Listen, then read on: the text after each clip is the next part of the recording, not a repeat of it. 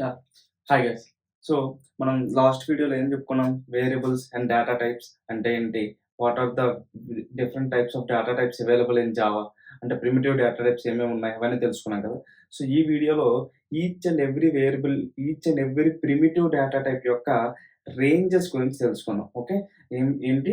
Each and every primitive data type యొక్క ranges గురించి తెలుసుకుందాం. ఓకే.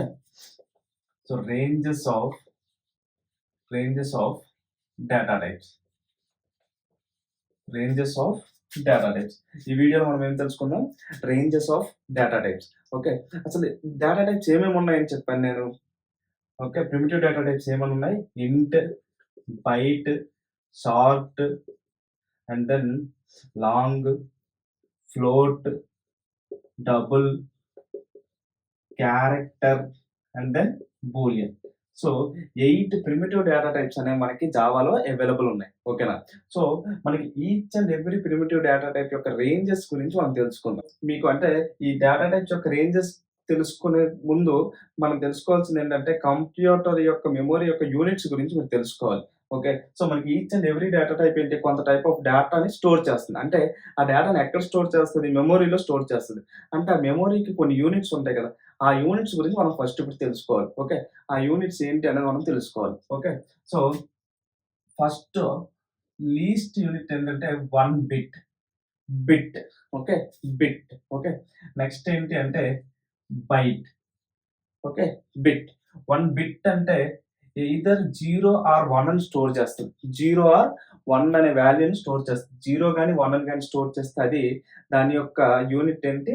1 బిట్ అంటాం. ఓకే. సో అటువంటివి 8 బిట్స్ అయితే మనకి 8 బిట్స్ అయితే అది 1 బైట్. ఓకే. అలానే 1 కిలో బైట్ అంటే ఏంటి అంటే 1024 బైట్స్ అయితే 1 కిలో బైట్. ఓకే. అలానే 1 మెగాబైట్ అంటే ఏంటి అంటే 1024 కిలోబైట్స్. ఓకే. అలానే 1 గిగాబైట్ అంటే ఏంటి అంటే 1024 మెగాబైట్స్. అలానే 1 టెరాబైట్ అంటే ఏంటి అంటే 1024 జీబీ. ఓకే. సో ఇవి తెలుసుకుంటే సరిపోద్ది. సో అంటే ఇప్పుడు ఏంటి 1 బిట్ అనేది మనకి అన్నిటికన్నా లీస్ట్ యూనిట్. సో అదేం స్టోర్ చేస్తది? ఒక బిట్‌ని ఎయిదర్ 0 ఆర్ 1 అని స్టోర్ చేస్తది. 1 బైట్ అంటే ఏంటి? 8 బిట్స్. అంటే 8 బిట్స్. సో ఇవెన్నున్నాయి? 4, 4 8 ఉన్నాయి. సో 8 బిట్స్ ఏవైనా ఒక వాల్యూస్‌ని 1 గాని, 0 గాని ఈచ్ అండ్ ఎవ్రీ బిట్‌లో 0 గాని, 1 గాని అలా ఉంటే అలాంటివి 8 బిట్స్ అంటే ఈ 8 బిట్స్‌తో ఉన్న దీన్ని మనం ఏమంటాము? 1 బైట్ అనేది దాని యూనిట్ అంతా మనకి 1 బైట్. ఓకేనా? సో ఇప్పుడేంటి అంటే ఇదేంటి మనకి 1 బైట్ కదా! సో మనకిప్పుడు ఈ ఇంటిజర్, బైట్, షార్టివ్ వీటన్నింటికి కూడా మనకి వాటి వాటికి సైజ్ అనేది ఉంటది. ఓకే.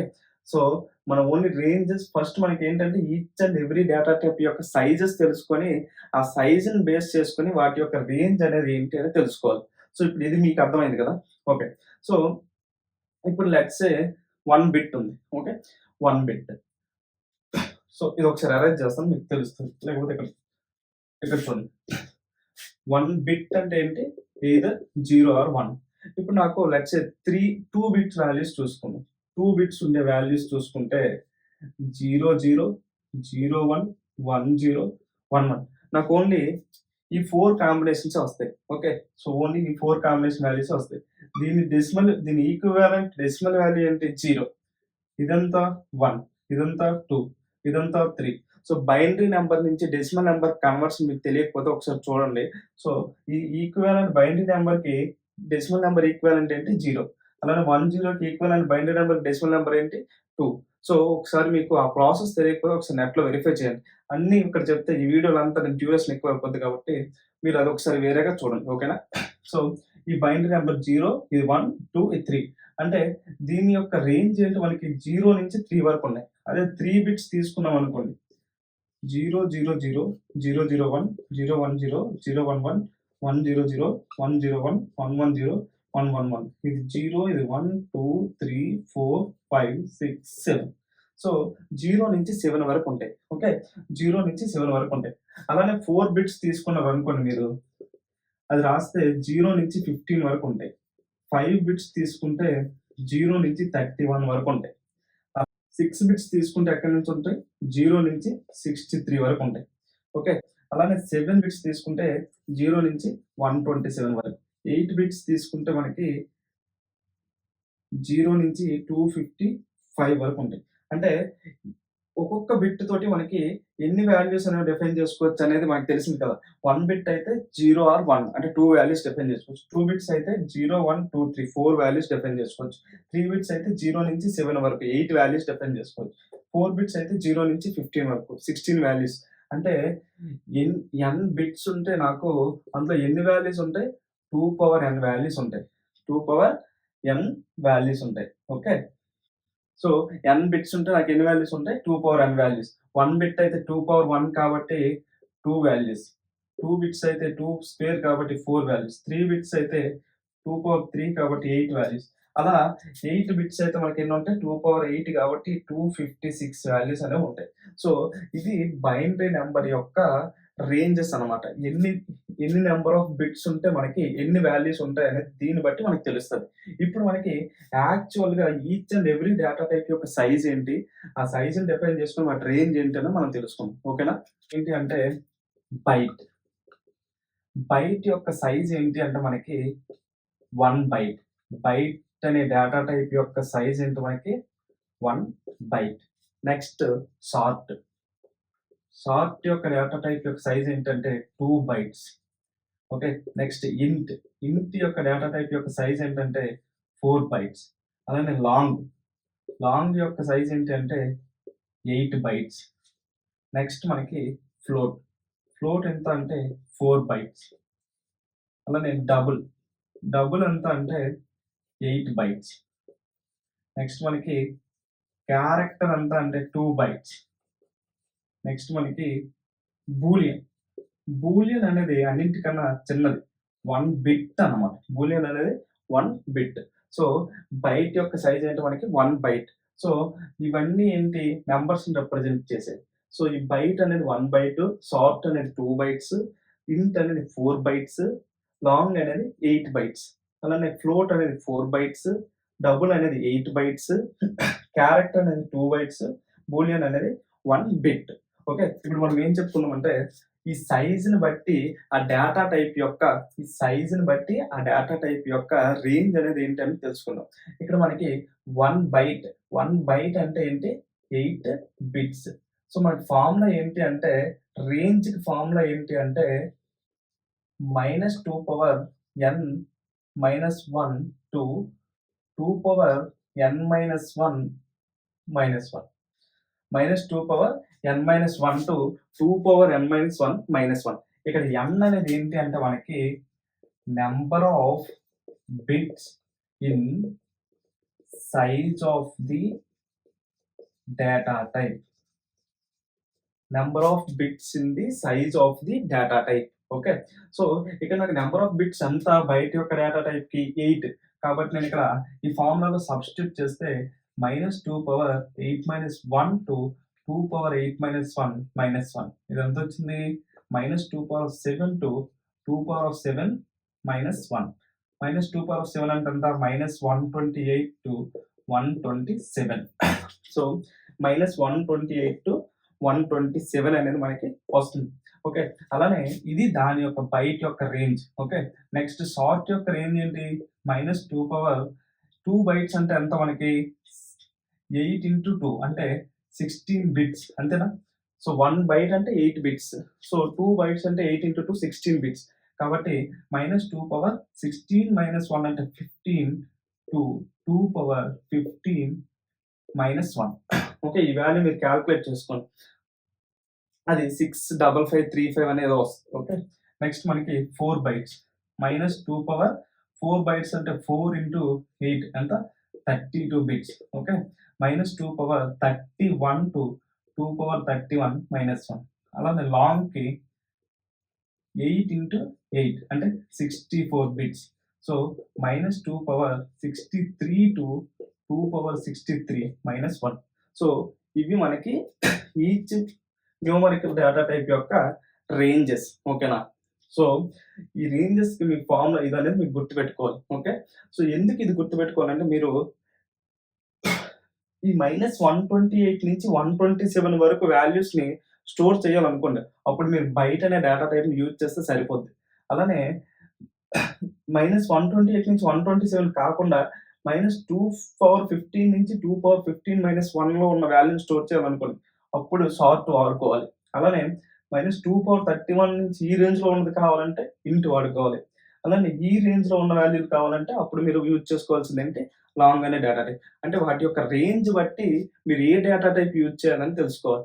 ఈ 4 డేటా టైప్స్ కూడా మనకి నంబర్స్‌ని స్టోర్ చేయడానికి యూజ్ చేస్తాం. కానీ ఏ దాని యొక్క రేంజ్ బట్టి ఏ డేటా టైప్‌ని ఎక్కడ యూజ్ చేయాలనేది దాని యొక్క రేంజ్ బట్టి మనం యూజ్ చేసుకోవాలి. ఓకేనా? అది రేంజ్. నెక్స్ట్ ఈ ఫ్లోట్ డబుల్. ఫ్లోట్ యొక్క సైజ్ అంతా 4 బైట్స్.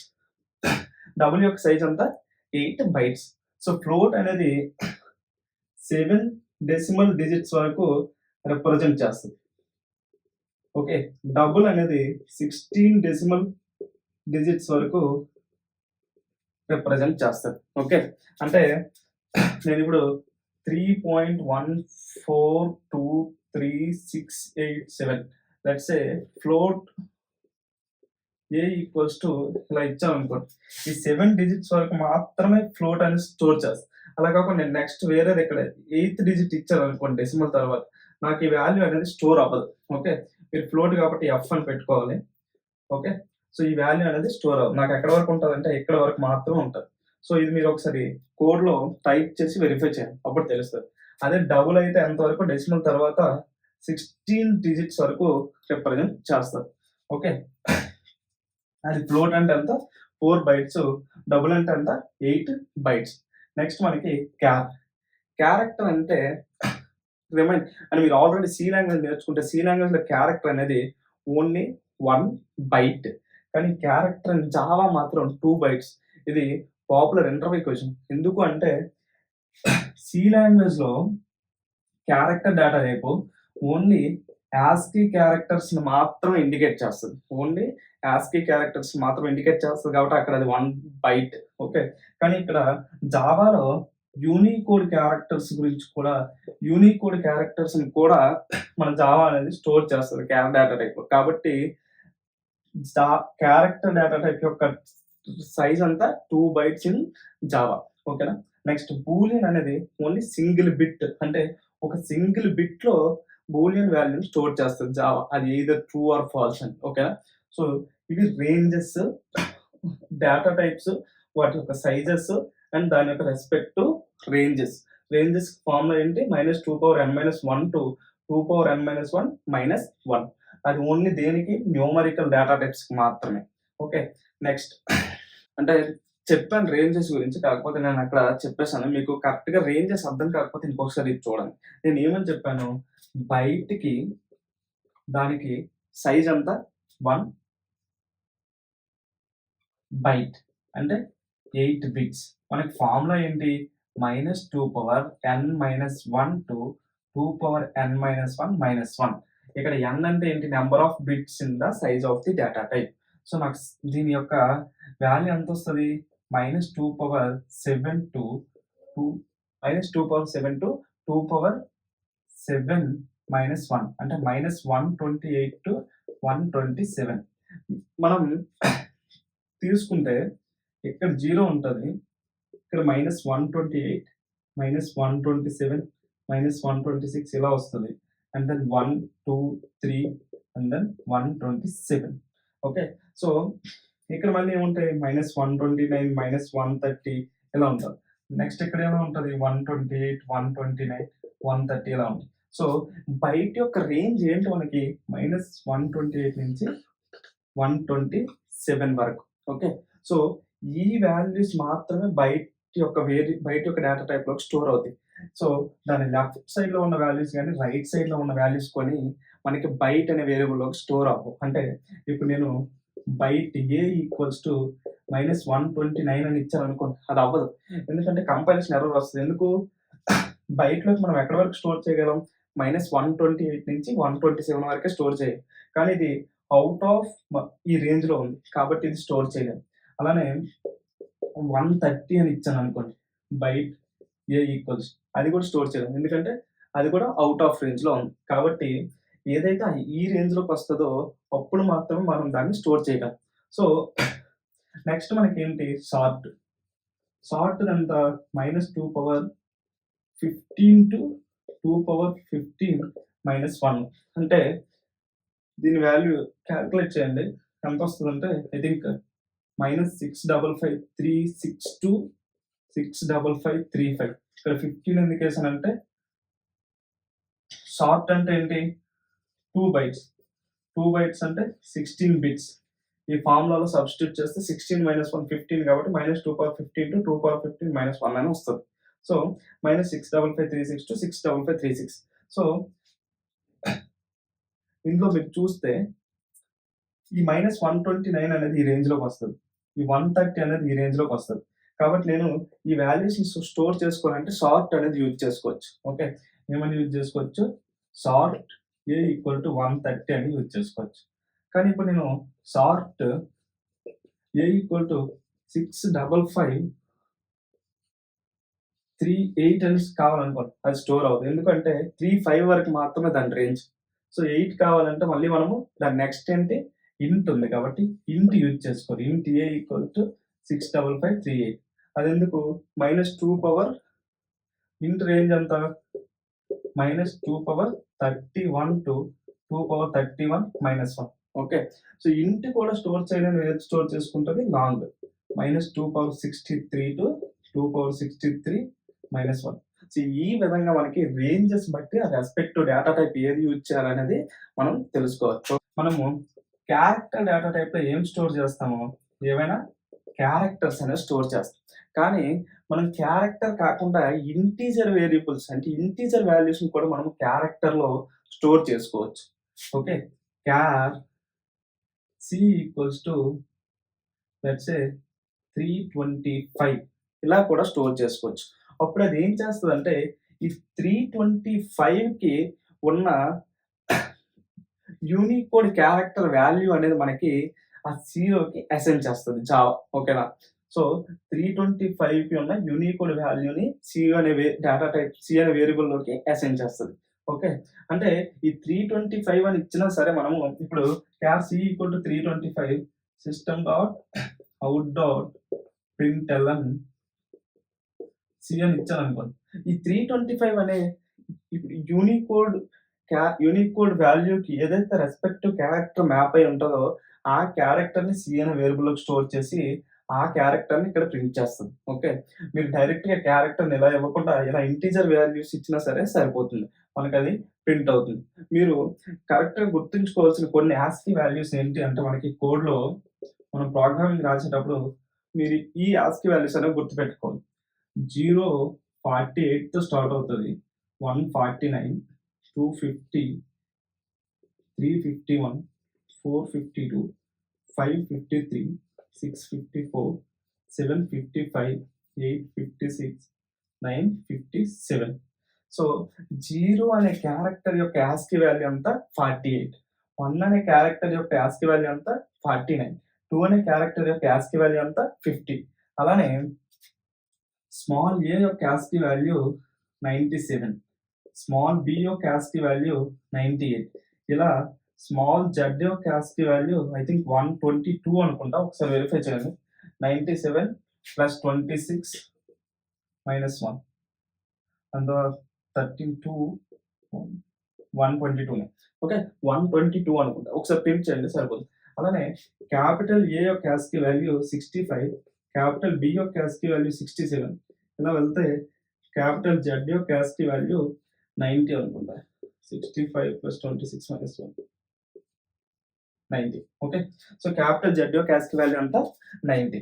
సో అంటే మీరు ఇప్పుడు క్యార్ సి ఈక్వల్స్ టు 65 అని ఇచ్చారు అనుకోండి, ఇక్కడ system dot out dot println C అని ఇచ్చారు అనుకోండి, నాకు అవుట్పుట్లో ఏమని వస్తుంది అంటే ఏ అని వస్తుంది. అలా కాకుండా క్యార్ 6 ఈక్వల్స్ టు నేను 51 అని ఇచ్చాను అనుకోండి, system dot out dot println C అంటే నాకు ఏమొస్తుంది అంటే 51 యాస్కీ వాల్యూ యొక్క క్యారెక్టర్ ఏంటి 3, కాబట్టి నాకు 3 అనే వాల్యూ వస్తుంది. ఓకే. అలా కాకుండా తీసేసి 122 ఇచ్చామనుకోండి. 122 యొక్క యాస్కీ వాల్యూ ఎంత? యాస్కీ వాల్యూ యొక్క క్యారెక్టర్ ఏంటి? జెడ్. కాబట్టి నాకేమొస్తది? జెడ్ అనే అవుట్‌పుట్ అనేది వస్తది. ఓకే. So, okay sir. మీరు చెప్పారు క్యారెక్టర్‌లోకి ఇక్కడ మనం ఇంటీజర్ వేరియబుల్స్ కూడా ఇచ్చుకోవచ్చు. కానీ ఎక్కడి నుంచి ఎక్కడి వరకు ఇవ్వాలి? అంటే ఇప్పుడు క్యారెక్టర్ యొక్క డేటా టైప్ ఏంటో మనకి క్యారెక్టర్ డేటా టైప్ యొక్క సైజ్ ఎంత వరకి? 2 బైట్స్. 2 బైట్స్. 2 బైట్స్ అంటే మనకెంత? 8 బిట్స్. ఓకే. 8 బిట్స్ కాబట్టి 2 బైట్స్ అంటే ఎంత? 16 బిట్స్. ఓకే. ఓకే. సో, మనకి ఈ 16 బిట్స్ వాల్యూ ఎంత అంటే 2 power 16 - 1 వాల్యూ ఎంత అంటే 2 power 15 వాల్యూ ఎంత అంటే 65536. ఓకే. సో, ఇక్కడ క్యారెక్టర్ సిలో మనం వాల్యూస్ ఎక్కడి నుంచి ఇవ్వచ్చు అంటే 0 నుంచి 65535 వరకు ఇవ్వచ్చు. అలా కాకుండా క్యార్ సి ఈక్వల్ టు మీరు -3 అని ఇచ్చారనుకోండి, మీకు కంపైలేషన్ ఎర్రర్ వస్తది. ఎందుకు అంటే -3 అనే వాల్యూకి ఈక్వివాలెంట్ యూనికోడ్ క్యారెక్టర్ అనేది లేదు. అలానే -3 కాకుండా 65536 ఇచ్చారనుకోండి. ఓకే. 65536 ఇచ్చారనుకోండి. అది కూడా మీకు రాదు. ఎందుకు అంటే 65535 వరకు మాత్రమే ఉంది. 65535 తర్వాత 65536కి మనకి యూనికోడ్ క్యారెక్టర్ అనేది ఏది కూడా లేదు. కాబట్టి మీకు కంపైలేషన్ ఎర్రర్ అనేది వస్తది. అర్థమైందా? సో, ఈ విధంగా ఈ క్యారెక్టర్ యొక్క రేంజ్ బట్టి మనకి ఆ రెస్పెక్టివ్ క్యారెక్టర్ అనేది ప్రింట్ అవుతది. సో, మనం ఈ వీడియోలో ఏం చెప్పుకున్నాము? డేటా టైప్స్ యొక్క సైజెస్, వాటి రేంజెస్, బైనరీ నంబర్ సిస్టమ్ గురించి, అలానే క్యారెక్టర్ యొక్క సైజ్ గురించి ఇవన్నీ తెలుసుకున్నాం. ఓకే. సో, మీకేమైనా డౌట్స్ ఉంటే కామెంట్ సెక్షన్‌లో కామెంట్ చేయండి. నేనేం చేస్తానంటే ఈచ్ అండ్ ఎవ్రీ కామెంట్ చదివి మీకు అక్కడ ఏ డౌట్స్ అయినా ఉంటే క్లారిఫై చేస్తాను. మీరేం చేస్తారంటే ఈ వీడియో మీకు నచ్చితే లైక్ చేసి, కామెంట్ చేసి, ఓకే, సబ్స్క్రైబ్ చేయండి. మీ ఫ్రెండ్స్‌కి షేర్ చేయండి. ఎవరైనా సరే జావాని డీటెయిల్‌గా నేర్చుకోవాలనుకుంటే వాళ్ళందరికీ షేర్ చేయండి. సో, వాళ్ళకి ఈ కోర్స్ అనేది డీటెయిల్‌గా యూజ్ అవుతది. మీరు ఇంటర్వ్యూకి ప్రిపేర్ అవ్వాలి అనుకుంటే మీకు let's say third year or fourth ఇయర్‌లో ఉండి మీకు ఏప్రిల్‌లో ఇంటర్వ్యూస్ ఉన్నాయనుకుంటే మీరు ఇప్పటి నుంచి ప్రిపరేషన్ స్టార్ట్ చేయండి. ఈ కోర్స్ వింటే మీకు మోస్ట్‌లీ అక్టోబర్ ఎండ్ కల్లా అలా అయిపోద్ది. ఓకే. మీరేం చేయొచ్చంటే ఇంటర్వ్యూస్‌కి గట్టిగా ప్రిపేర్ అవ్వచ్చు. ఓకే. సో, షేర్ చేయండి. ఓకే. అందరికీ షేర్ చేయండి. Thank you guys.